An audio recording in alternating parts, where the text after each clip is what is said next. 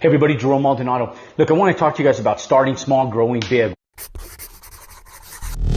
One of the big things that in the industry is everybody always wants to start off really small because they want to play it safe. And it's a great place to start, but it's not a great place to stay. When I first got started in business, I was real bold. And so if you look at my pattern of history, it almost looks like you're putting three time frames together because we had so much stuff going on from the beginning when I first started in the 90s to where we are today. In fact, if you wrote a resume and you had to put it all together, there would be multiple lines on each date because of how much we had going on. And the reason for that was because of the importance of diversification to me when I first got started. When we got started in 1993, I knew that what I was doing at that time, I thought was going to take care of me indefinitely forever. So I had indebted 100% of my time into one endeavor. And then in 1997, when the Federal Trade Commission came in and they started restructuring sales companies, direct sales companies, network marketing companies, and we were put out of business in 1997, it took me by surprise. And at that first point in time, I knew that we were vulnerable to circumstances that were outside of our control. And so everything from that point forward, it took me about a year to pivot and really start making things happen where I was able to recreate businesses and start new endeavors. And so in 1998, when we started doing what we do today, one of the big things was I wanted protection of my assets and I wanted multiple streams of income. And so when we got into real estate, I originally got into real estate on accident. It wasn't a business that I ever thought that was going to be 100% its individual business. It was really just an investment for our holdings. And so one of the big things was investing in an asset that was going to grow in spite of my own efforts and being able to have that as a security blanket just in case everything else fell apart. So one of the big things is I started small because I was only doing it as a financial endeavor to purchase assets for protection and asset protection. Then I realized how much profitability there was in real estate, and not only real estate, but because we were in construction and in development, in real estate development, value add properties. And so when we started getting into real estate development, construction, buying land, building houses, doing developments, doing strip retail centers, and then we got into office and multifamily, I started realizing how viable it was. So instead of going out in early years, renting and leasing lakefront property and having boats and motorcycles and exotic cars and Range Rovers and all kinds of different expensive stuff, I said, you know what? I'm going to hold on to 100% of all of our assets. And I'm going to hold on to all my capital. I'm going to invest it into assets and I'm going to make those assets grow.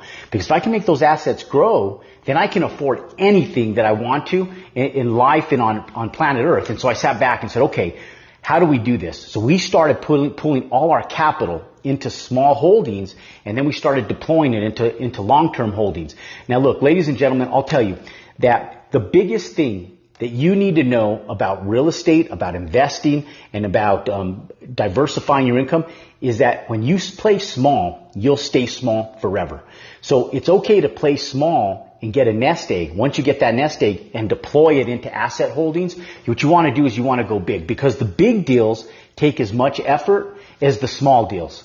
And so when we go in and we're doing, let's take for example, some multi-unit real estate, some of our office condos. I can go in and buy an 8,000 square foot building, and I still have to, if I'm going to turn that 8,000 square foot building, let's say for sake of example, into multifamily, exactly what we're doing in Arizona right now. We took 32,000 square feet of office building. We're turning into 50 units of apartment complexes. Plus we're building out another 50 units of brand new, Class A constructed multifamily on the back side of the parking lot. And so we could have went in and said, okay, we'll just go ahead and renovate this and do 50 units.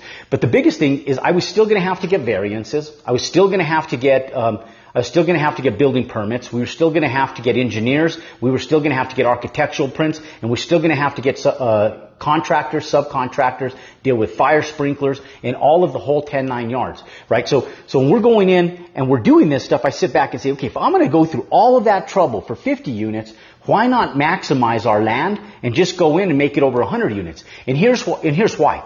Because when we ran comps and we called our CBRE guys, and when we called the Marcus and Millichap brokers, and when we called the Colis brokers, and we talked to all of our friends, colleagues, and professionals in that market that already know us, and we sat down and we started evaluating comps, When we went from under 100 units to over 100 units, our price per door went up by $25,000, making our profitability over $2.5 million more just for getting up to 100,000 units. And so, ladies and gentlemen, when we could build the units for less than what we're selling them for, one of the big things is being able to make the project as financially viable as humanly possible, because it's all a pain in the ass. Waking up each day, going to work, and putting your hard-earned time into work, whether it's going to produce $20 an hour or $20 million in a year, it's the exact same amount of work, because everybody works hard. I think one thing we can all agree on is if you go out to a construction site right now and you see framers and roofers in the middle of the summer working on a house, every single one of those people, they're working hard. But the question is, are they getting wealthy? And so when I talk to you guys about starting small and growing big, it's really important that you guys understand that as much work goes into little tiny projects. Like I was using an example. If I bought an 8,000 square foot building, and let's say for sake of example, I turned it into 12 multifamily units. I still have to deal with building inspectors. I'm still going to have to deal with engineers. I'm still going to have to deal with architects. I'm still going to have to deal with surveyors. I'm still going to have to deal with all the contractors. I have 100% of the exact same logistics as if I'm building out this 100-unit apartment complex that we're doing in Arizona right now.